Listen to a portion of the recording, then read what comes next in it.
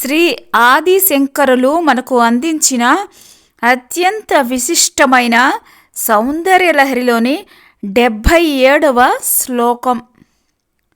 యదే తత్ కాళింది తనుతర తరంగ కృతి శివే కృసే మధ్యే కించిత్ జనని తవ యద్భాతి సుధీయాం విమద్ద ధన్యోన్యం కుచకలసయోః అంతరగతం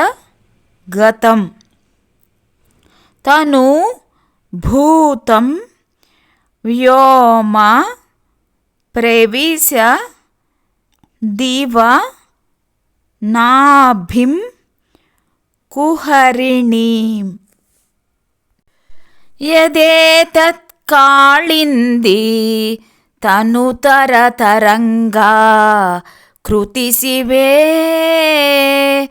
కృసే మధ్యే కించిత్ జనని తవ యద్భాతి సుధీయాం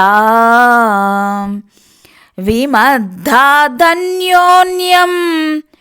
కుచకలసయోః అంతరగతం తనూభూతం వ్యోమ ప్రవిశధివనాభిం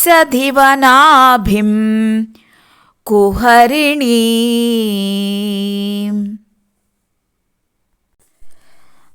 అమ్మ యమునా తరంగ సదృశంగా సన్ననైన నీ నడుములో ఈషణ్మాత్రంగా ఉన్న నోగారు కలసాల వంటి కుచ మధ్యంలో వాని రాపిడిచే మిక్కిలి సన్నదైన బిలం వంటి నాభిదేశాన్ని ప్రవేశించినట్లుగా పండితులు భావిస్తూ ఉన్నారు.